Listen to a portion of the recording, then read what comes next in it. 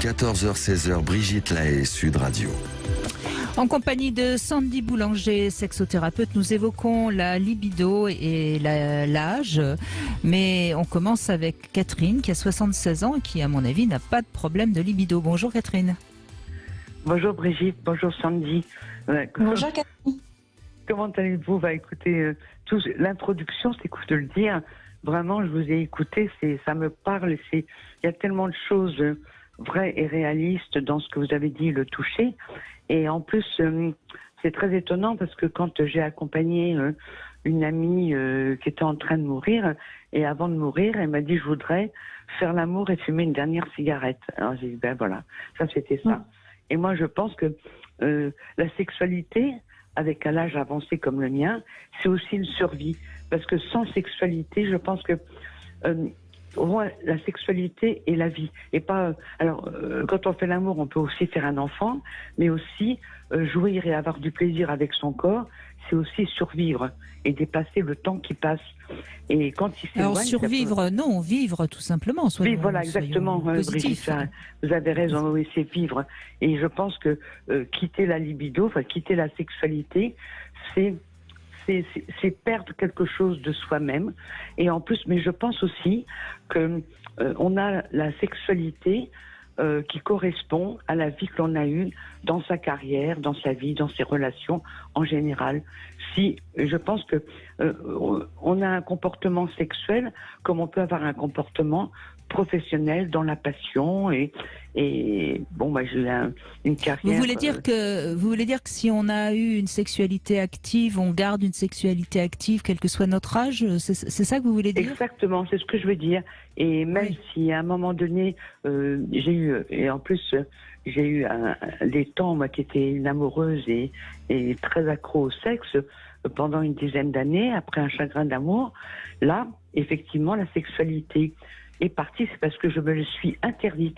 C'est parce que je souffrais tellement de cet amour perdu que je voulais pas, pour ne pas souffrir, ou je ne sais pas, mais là, ma libido a complètement parti. Et après, je me suis dit, quand j'ai arrêté de travailler, donc une autre passion, je me suis dit, qu'est-ce que je vais faire, qu'est-ce que je vais aimer? Et j'ai trouvé quelque chose de sculpté, j'ai appris à sculpter, donc à caresser de la glaise.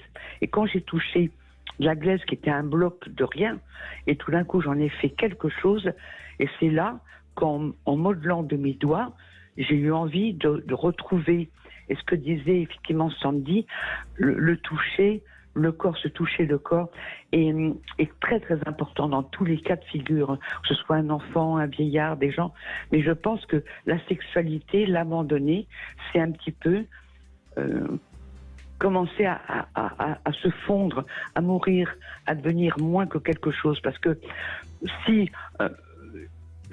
jouir et une pénétration, parce que pour moi la pénétration est très importante, même si les caresses le sont, pour la peau, pour le visage, c'est la tendresse, mais moi je veux absolument pas, comme beaucoup de couples d'amis que j'ai autour de moi, qui même à 60 ans, s'aimant, ont arrêté de faire l'amour. Mais j'ai dit, c'est quand même fou, parce que vous dites, oui, mais on s'aime, c'est l'amitié, c'est... Non, parce que pour moi, on peut être... moi, je suis une folle amoureuse de l'amour. C'est l'amour qui me... L'amour, pour moi, c'est quelque chose de fort. Mais l'amour sans sexualité se prive de quelque chose. C'est comme si on s'ampute de quelque chose de son corps, comme si, à la limite, on peut perdre un bras ou quelque chose. Moi qui ai perdu un petit doigt avec un accident bête, peu importe. Ça, c'est pas grave. J'ai vécu avec et tout. Mais s'empêcher de faire l'amour, de sentir un homme, ou même si c'est une femme, si c'est deux femmes qui s'aiment, s'empêcher de se toucher, de se faire plaisir, ça, c'est déjà vieillir. Et je pense que les gens, parce que, pas les gens, je ne peux pas généraliser, mais oui, effectivement, la libido peut descendre un petit peu un rythme. Mais c'est comme tout, c'est comme un élastique. Moi, je me dis, quand la libido s'efface, s'éloigne, il faut courir après. il faut s'accrocher, il faut. Oui, mais ce que je disais, Catherine, c'est qu'en fait, nos pulsions qui sont très très fortes à la sortie de l'adolescence se calment. C'est de ça dont je parlais. Ça ne veut pas dire que la libido, elle s'éteint. Moi, j'aime bien l'idée du feu intérieur qu'on a, et plus on l'entretient, plus il va nous apporter l'énergie de vivre. Et je crois que la manière dont vous en parlez, c'est tout à fait ça. Hein. C'est ça. Effectivement, Brigitte, parce qu'effectivement, c'est comme à la campagne, j'avais un ami qui avait le feu de bois et quand il oubliait de mettre une bûche, paf, il s'éteignait. Mais j'ai dit, vas-y, il faut alimente. Et après, même si après, c'est très drôle, on remettait une bûche, il y avait un peu la flamme et ça nous redonnait l'envie de. Et effectivement, mais c'est vrai que physiologiquement, on n'a plus la même pulsion qu'à 20 ans, 30 ans. Mais justement, moi, je me raccroche. Mais c'est justement, oui, mais vous avez la chance visiblement d'avoir une libido, et puis bon, vous êtes artiste puisque vous avez été jusqu'à sculpter, etc. Mais comme la libido, comme la pulsion diminue un petit peu, il y a certaines personnes qui confondent la pulsion et la libido. Et je crois que c'est vraiment ce qui est important à comprendre, c'est que en effet notre libido, elle est là, mais elle a besoin d'être entretenue par peut-être des choses qui sont de l'ordre de l'art ou du sport ou d'une passion. Et la sexualité, elle fait partie de la libido. La libido, c'est pas que la sexualité. Et c'est vraiment ce qu'il faut comprendre, c'est que si on n'a plus de passion, si on n'a plus de rien qui nourrit notre libido, eh bien en effet il y a quelque chose en nous qui se rétrécit et qui petit à petit nous emmène plus facilement vers la maladie, vers des problèmes d'ordre physique, etc. Et la sexualité, c'est, je dirais, la capacité pour tous de continuer à entretenir la libido. Je veux dire, il n'y a rien de plus simple que de se toucher, de faire l'amour. Ça, c'est vraiment abordable pour tous.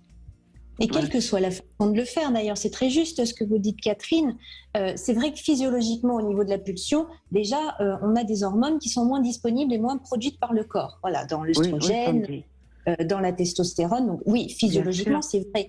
Et c'est pour ça que je vous disais que dès 40 ans, il faut commencer à s'entraîner, parce qu'on va venir soi-même créer une autre forme de désir qui ne va plus être gratuit, donné gentiment par notre corps. Voilà, jusqu'à présent...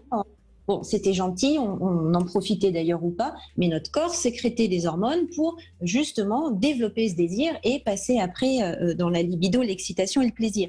Quand on prend de l'âge, on en a de moins en moins. Mais c'est vrai qu'après, c'est notre créativité, c'est notre envie de vivre qui va nous permettre de venir alimenter justement, de mettre des bûches dans notre feu de vie et de continuer de pratiquer. Et vous disiez quelque chose d'important aussi par rapport au toucher. Je crois que ce qui favorise l'arrêt complet de la sexualité, notamment dans les couples de vos amis que vous partagiez, c'est que parfois c'est plus facile d'avoir ce postulat de base que d'aller se dire « mon corps a changé ». On a hommes-femmes des façons très différentes de le vivre. D'ailleurs, on voit que deux femmes ensemble ne vont pas maintenir la même sexualité qu'un couple hétérosexuel, et deux hommes ensemble non plus. Mais une femme, en fait, elle va vite perdre confiance dans son corps parce que ça va bouiller par-ci par-là. Et il ne faut pas croire que les hommes en sont en reste. Hein. Les hommes sont aussi perturbés par le changement de l'image de leur corps, souvent de cet estomac qui devient quand même un peu proéminent, du relâchement de leur peau.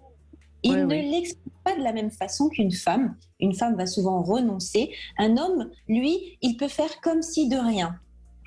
Et il va rester bloqué dans une image de lui où il y avait quelques années en arrière. Mais du coup, il n'est pas dans l'acceptation de son corps. Comment voulez-vous qu'on se foute à poil quand déjà soi-même, on n'a pas une image de soi qui est acceptable et correcte? Alors que la sexualité, quelle que soit sa forme, va permettre d'alimenter encore et toujours, encore en deux mots, cette estime de soi, cette capacité à éprouver du plaisir et à en donner. Je veux dire, mais c'est difficile ce constat-là parce que on change, on n'a pas envie de s'en rendre compte et plutôt que de le vivre, on préfère tout arrêter, comme ça on n'est pas confronté à ça. Oui, mais je crois que ce qui est important, et visiblement Catherine, vous n'avez pas ce problème, c'est important de sortir du narcissisme égocentré. C'est-à-dire que quand on fait l'amour, au fond, on ne se regarde pas réellement le corps. On va éventuellement se regarder dans les yeux, on va éventuellement regarder des parties du corps, la vulve, le gland, la poitrine. Mais on regarde pas le corps dans son intégralité. D'abord parce qu'on est tellement proche l'un de l'autre que de toute façon on peut pas se, voyez. Et je crois que c'est vraiment, ce qui est vraiment important à comprendre, c'est que on fait l'amour avec quelqu'un qui a un corps qui a vieilli, certes, le nôtre aussi, mais on est dans du toucher, on est dans des odeurs, on est dans des sensations, on n'est pas dans une observation méticuleuse de l'esthétisme du corps de l'autre. C'est très juste ce que vous dites, Brigitte. Excusez-moi, Catherine, je vous coupe la parole, mais en fait, ce que l'on peut acquérir quand on prend de l'âge, c'est cette capacité érotique à morceler le corps. Et du coup, ça devient tout un théâtre où effectivement, c'est très excitant. Quand on est plus jeune, la vue globale d'un corps, où en plus on a des critères souvent assez élevés, vient étouffer un peu ce théâtre-là, cette érotisation du corps morcelé, où un morceau de corps va venir alimenter notre excitation et bien sûr renforcer notre plaisir. Ça, on n'a pas quand on est jeune ce genre de choses. Ça demande une maturité quand même intellectuelle, créative, émotionnelle et surtout au niveau érotique. Catherine, je vous laisse conclure. Oui, juste conclure. C'est extraordinaire, ça va tout à fait correspondre à ce que viennent de dire Sandy et vous. C'est que, en contradiction, j'ai une amie qui a 20 ans de moins que moi et qui, parce qu'elle a pris 20 kilos, elle veut plus faire l'amour parce qu'elle a peur. Et moi, justement, alors là, la différence, mon partenaire, je suis menue, mais j'ai un sein qui tombe un peu, même petit. Et ben, mon partenaire, un jour, comme il est photographe, il m'a dit, tiens, je vais te prendre. Et ben, c'était une des plus belles photos qu'il a faites de moi, avec un visage un petit peu vieillissant, mais surtout ce sein qui tombait, avec ce visage qui regardait dans le vide. Ça veut dire que là, il montrait mon corps vieillissant, et après on a fait l'amour, après avoir fait la photo, alors que j'avais un petit sein qui tombait. Voilà. Et ben voilà. Et ben merci Catherine, en tout cas de ce joli témoignage positif pour démarrer cette émission. Bien sûr, vous aussi, n'hésitez pas, venez témoigner au 0826 300 300, quelle que soit d'ailleurs votre sexualité. On se retrouve dans un instant avec votre